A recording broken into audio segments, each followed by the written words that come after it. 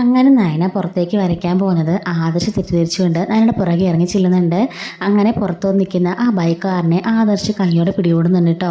അപ്പോൾ കഴിഞ്ഞ വീഡിയോയിൽ ഇതിൻ്റെ ഡീറ്റെയിൽ ആയിട്ടുള്ള വീഡിയോസ് നമ്മൾ പറഞ്ഞിട്ടുണ്ട്.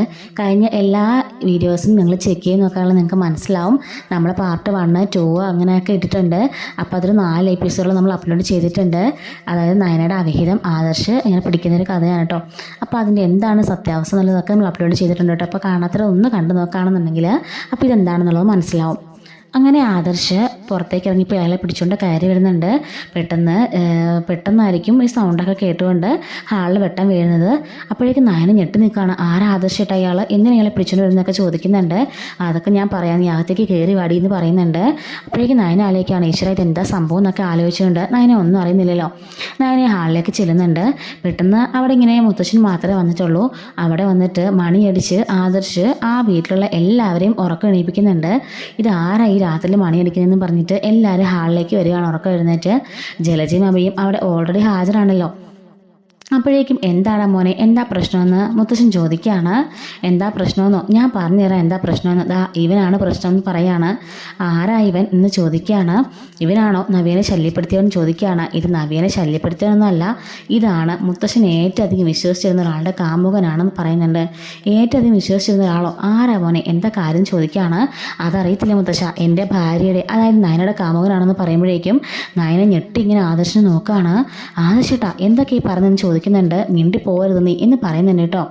അപ്പോഴേക്കും എന്നിട്ട് ആദർശ് നയനയുടെ ഫോണിങ്ങനെ, നയന രഹസ്യമായിട്ടായിരുന്നല്ലോ ഇറങ്ങിപ്പോയത്. അപ്പോൾ നയന ഫോണും കൊണ്ടാണ് പോയത്. അവളുടെ കയ്യിൽ നിന്നും പിടിച്ച് ഫോൺ ഇനി മേടിക്കുന്നുണ്ട്. എന്നിട്ട് ഹൈഡ് അഴിച്ചതിന് ശേഷം ആ മെസ്സേജുകൾ എല്ലാവരും കയ്യിൽ കൊടുക്കുകയാണ്. ഇത് കണ്ടില്ലേ, ഇവളുടെ കാമുകനും കൂടി അയക്കുന്ന മെസ്സേജ് ആയതൊക്കെ. ഈ കാമുകനാണ് അതാ ഇവൻ പറഞ്ഞിട്ട് ഈ രാത്രിയിൽ അവൾ എന്നെ ഉറക്കി കിടത്തിയിട്ട് മുറ്റത്തേക്ക് ഇറങ്ങി വന്നതാ. ഇതാണ് 2 ദിവസമായിട്ട് ഞാൻ എൻ്റെ ചങ്ക് പോയി നടക്കുന്നത്. എൻ്റെ ഭാര്യ ഇങ്ങനൊരു സ്വഭാവക്കാരിയാണെന്ന് അറിഞ്ഞപ്പോൾ ഞാൻ ആകെപ്പാടെ ഷോക്കായിപ്പോയി എന്ന് ആദർശ് പറയുന്നുണ്ട്. അപ്പോഴേക്കും ഇതൊക്കെ കേട്ടിട്ട് ഒന്നും മനസ്സിലാവാത്ത രീതിയിൽ നയന നിൽക്കുകയാണ്. ആദർശേട്ടൻ എന്തൊക്കെയായി പറഞ്ഞേ, എനിക്ക് കാമുകനോ, ഞാൻ മെസ്സേജ് അയച്ചെന്നോ, എന്തൊക്കെ ആദർശേട്ടായി പറഞ്ഞു ചോദിക്കുന്നുണ്ട്. മിണ്ടിപ്പോകരുത് നീ, എൻ്റെ അശ്വം പോലും നീ മിണ്ടിപ്പോകരുതെന്ന് പറയാണ്. അപ്പോഴേക്കും ഈ മെസ്സേജുകളൊക്കെ മാറി എല്ലാവരും നോക്കുകയാണ് കേട്ടോ. അപ്പോഴേക്കും നയനയുടെ ഫോണിൽ ഐ ലവ് എന്ന് ഹബീന ഇങ്ങനെ പറഞ്ഞിട്ട് ഇതാക്കിയിട്ടുമുണ്ട്, അങ്ങോട്ടും ഇങ്ങോട്ടും മെസ്സേജുകൾ അയച്ചിട്ടുമുണ്ട്.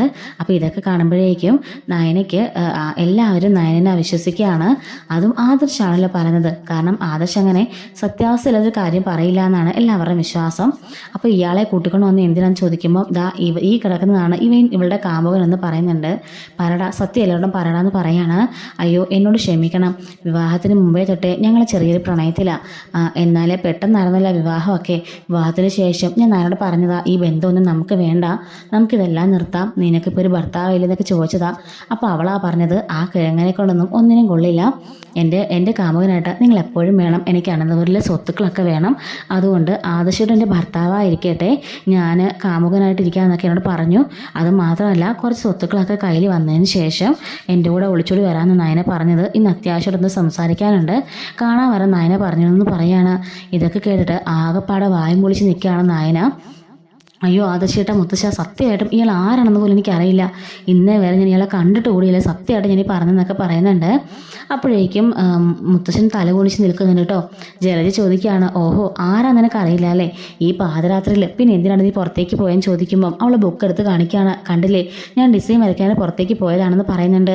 ജലജ ചോദിക്കുകയാണ്, അല്ല ഇത് നിൻ്റെ ഫോൺ തന്നെയല്ലേ എന്ന് ചോദിക്കുകയാണ്. അതേന്ന് പറയുന്നുണ്ട്. നോക്കി, കഴിഞ്ഞ 2-3 ദിവസമായിട്ട് ഈ ഫോണിൽ നിന്നും നീ ഇവനെ ചാറ്റ് ചെയ്തിട്ടുണ്ട്, അതൊക്കെ കള്ളമാണോ എന്ന് ചോദിക്കുകയാണ്. എൻ്റെ അപ്പച്ചി സത്യമാണ്, എനിക്ക് ഇതിനെക്കുറിച്ച് ഒന്നും അറിയില്ല, ഞാൻ സാധനം അങ്ങനെ ഫോണിലെടുത്ത് വാട്സപ്പിൽ അങ്ങനെ ഒന്നും ചെക്ക് ചെയ്യാറ് പോലും ഇല്ല, എന്തെങ്കിലും മെസ്സേജ് കണ്ടിട്ട് നോക്കുന്നല്ലാതെ ഞാൻ ഒന്നും നോക്കാറ് ഓടിയില്ല എന്ന് പറയുന്നുണ്ട്. അമ്മേനെയൊക്കെ ഫോൺ വിളിക്കാനല്ലാതെ ഞാൻ ഈ ഫോൺ അങ്ങനെ യൂസ് ചെയ്യാറ് പോലും ഇല്ല എന്ന് പറയുന്നുണ്ട് കേട്ടോ. മതിയടി, നിൻ്റെ നിഷ്കളങ്ക ചമച്ചിലെല്ലാം മതി, ഞങ്ങൾക്ക് എല്ലാവർക്കും നിൻ്റെ കള്ളത്തരം അടവുകളൊക്കെ മനസ്സിലായി എന്ന് പറയുന്നുണ്ട്. അപ്പോഴേക്കും നയന പറയാണ്, സത്യമായിട്ടും നിൻ്റെ മുത്തശ്ശൻ്റെ അടുത്ത് പോയിട്ട് പറയണം, മുത്തശ്ശ സത്യമായിട്ടും ഞാൻ പറയാണ്, ഞാൻ ഒരു തെറ്റും ചെയ്തിട്ടില്ല, ഇയാൾ ആരാണെന്ന് പോലും എനിക്ക് അറിയില്ല എന്നൊക്കെ പറയുന്നുണ്ട്. മുത്തശ്ശനാണെങ്കിൽ നയനയുടെ മുഖത്തേക്ക് പോലും നോക്കാതെ ഇങ്ങനെ തിരിഞ്ഞു നിൽക്കുകയാണ്. അപ്പോൾ ഇത് കാണുമ്പോൾ നയനയ്ക്ക് സങ്കടമാകുന്നുണ്ട്. അപ്പോഴേക്കും നവ്യ പറയാണ്, എന്താ ആദർശട്ടായത്, നയനയ്ക്ക് വിവാഹത്തിന് മുമ്പ് അങ്ങനെ ഒരു പ്രണയമൊന്നുമില്ല, ഇന്നേ വരെ ഞങ്ങൾ കേട്ടിട്ടുമില്ല, അങ്ങനെ അവൾക്കൊരു കാമുകനുണ്ടെന്ന്, അങ്ങനെങ്ങാനുണ്ടായിരുന്നെങ്കിൽ ഉറപ്പായിട്ട് ഞങ്ങൾ നടത്തി കൊടുത്തേനെ, അതല്ലാതെ ഇങ്ങനൊന്നും മറച്ചു വെച്ച് വേറെ വിവാഹം കഴിക്കില്ല എന്ന് പറയുന്നുണ്ട്. അപ്പോഴേക്കും ജലജ പറയാണ്, അതെങ്ങനെ മറച്ചു വെക്കാതെ വിവാഹം കഴിച്ചാൽ ഇത്രയും വലിയ കുടുംബത്തിലൊരാളെ വിവാഹം കഴിക്കാൻ പറ്റുമോ, അതുകൊണ്ടല്ലേ എന്നൊക്കെ ചോദിക്കുകയാണ്. സത്യം പറയടാ, നീ സത്യം പറയണമെന്നൊക്കെ പറഞ്ഞ് ആദർശം അവനെ അടിക്കുമ്പോൾ സത്യമാണ് ഞാൻ പറഞ്ഞത്, ഞാനും നയനും തമ്മിൽ കുറേ നാളായി പ്രണയത്തിലാണ്, ആർക്കും അറിയില്ല, അവളുടെ ചേച്ചിക്ക് പോലും അറിയില്ല, അവളാ ഇങ്ങനെ രഹസ്യമായിട്ട് കാണാമെന്നൊക്കെ പറഞ്ഞെന്നൊക്കെ പറയുമ്പോഴേക്കും നവ്യ ഒന്ന് അവിശ്വസിച്ച് പോകുന്നുണ്ട് ഒരു സെക്കൻഡ്. അങ്ങനെ എല്ലാവരും നയനെ അവിശ്വസിച്ച് ഇങ്ങനെ നിൽക്കുന്നുണ്ട്. ആദർശം പറയാണ്, ശരി, നീ നിന്റെ പെണ്ണിനെ വിളിച്ചുകൊണ്ട് നീ ഇവിടെ നിന്ന് പോയിക്കോ, ഇനി അവളെ ഇവിടെ ആവശ്യമില്ലെന്ന് പറയുന്നുണ്ട്. അപ്പോഴേക്കും അയാൾ പറയാണ്, വേണ്ട, എനിക്ക് നയനെ വേണ്ട, അവൾ ഇങ്ങനെയൊക്കെ കള്ളത്തരം പറഞ്ഞെന്ന് എനിക്ക് അറിയില്ലായിരുന്നു, നിങ്ങളുടെ കൂടെ ജീവിക്കുന്നില്ല എന്നാണ് എന്നോട് പറഞ്ഞത്, നിങ്ങളെ ഇഷ്ടമില്ലെന്നാണ് പറഞ്ഞത്, അതിനുശേഷം ഈ വീട്ടിൽ നിന്ന് കുറേ സ്വത്തുക്കളായിട്ട് വരാമെന്നാണ് പറഞ്ഞത്, അതൊന്നും ഇല്ലാതെ എനിക്ക് ഇവളെ വേണ്ടെന്ന് പറയുന്നുണ്ട്. നയനെ പറയാണ്, ആദർശേട്ടാ ഇയാളെ പറഞ്ഞതൊക്കെ പച്ച കള്ളാണ്, ഇയാളെ ഞാൻ ഇന്നേവരെ കണ്ടിട്ട് കൂടിയില്ല എന്ന് പറയുന്നുണ്ട് കേട്ടോ. അങ്ങനെ അയാൾ അവിടുന്ന് ഇറങ്ങിപ്പോവാണ്. ഡാ നിൽക്കട അവിടെ, ഞാൻ നിന്നെ പ്രണയിച്ചിട്ടുണ്ടോ, നീ ആരെന്നെങ്കിലും എനിക്ക് അറിയാമെന്നൊക്കെ ചോദിച്ചിട്ട് നയന അയാളെ ഇങ്ങനെ പിടിച്ചു നിർത്തുകയാണ്. വേണ്ട, നീ ഇനി ഒന്നും പറയണ്ട, എനിക്കിനി മെസ്സേജ് അയച്ച് പോകരുത് എന്നും പറഞ്ഞിട്ട് എല്ലാവരും മുമ്പിൽ അഭിനയിച്ചിട്ട് അവൻ ഇറങ്ങിപ്പോവാണ്. അപ്പോഴേക്കും ജലജയുടെ അഭി ചോദിക്കുന്നുണ്ട്, എങ്ങനെ ഉണ്ടാകും അവൻ്റെ അഭിനയം ചോദിക്കുമ്പോഴേക്കും, പിന്നെ അല്ലാതെ പക്ക ആതിര, അടിപൊളി അഭിനയം അല്ലായിരുന്നോ എന്നൊക്കെ ചോദിക്കുന്നുണ്ട്. ഇതാണ് നീ ചെയ്ത ഏറ്റവും നല്ലൊരു ബുദ്ധിപരമായ പ്രവൃത്തി എന്നൊക്കെ പറഞ്ഞ് ജലജ അവനെ അപ്രിഷ്യേറ്റ് ചെയ്യുന്നുണ്ട് കേട്ടോ. നവ്യ മനസ്സിലോർക്കാണ്, നയന ഒരിക്കലും ഇങ്ങനെ ചെയ്യാനുള്ള സാധ്യത ഒന്നുമില്ല, പിന്നെ എന്തായിരിക്കും സംഭവം ഇങ്ങനെ നവ്യ ആലോചിക്കുന്നുണ്ട് കേട്ടോ. അങ്ങനെ നവ്യയുടെ മുറിയിൽ പോയിട്ടൊരു സമാധാനത്തിലിരിക്കുകയാണ്. ഈ സമയത്ത് നയന ആ ഹാളിൽ തന്നെ തറയിലിരുന്ന് കരഞ്ഞുകൊണ്ടിരിക്കുന്നുണ്ട് കേട്ടോ. ബാക്കി എല്ലാവരും ഹാളിൽ തന്നെ ഇങ്ങനെ ഇരിക്കുകയാണ്. എന്താണ് സംഭവം എന്ന് മനസ്സിലാവാതെ ആദർശ് പറയാണ്, മതി, ഇനി നീ ഇവിടെ ഇരിക്കണ്ട, ഇനി നീ ഇവിടെ നിന്ന് ഇറങ്ങിപ്പോയിക്കോണം, അതല്ലാതെ നിന്നിവിടെ കണ്ടുപോയേക്കരുത് എന്നൊക്കെ പറയുന്നുണ്ട്. ആ സമയത്തായിരിക്കും നമ്മുടെ നവ്യയുടെ ഭാഗത്തുനിന്നും വലിയൊരു ട്വിസ്റ്റ് ഉണ്ടാകാൻ പോകുന്നത്. അതായത് നവ്യയുടെ മുറിൽ എന്തൊക്കെ നടക്കുന്നതെന്ന് അറിയാൻ വേണ്ടിയിട്ട് പണ്ട് അബി ഒരു ക്യാമറ സെറ്റ് ചെയ്തിട്ടുണ്ടായിരുന്നല്ലോ. അപ്പോൾ ഈ നവ്യ വന്ന് ഇങ്ങനെ വിഷമിച്ച് ആ കട്ടിലിരിക്കുമ്പോഴായിരിക്കും ആ ഒരു ക്യാമറ ശ്രദ്ധയിൽപ്പെടുന്നത്. അപ്പോഴേക്കും അവൾ എഴുന്നേറ്റ് പോയിട്ട് ആ ക്യാമറ നോക്കുകയാണ്, എന്താ സംഭവം എന്ന്.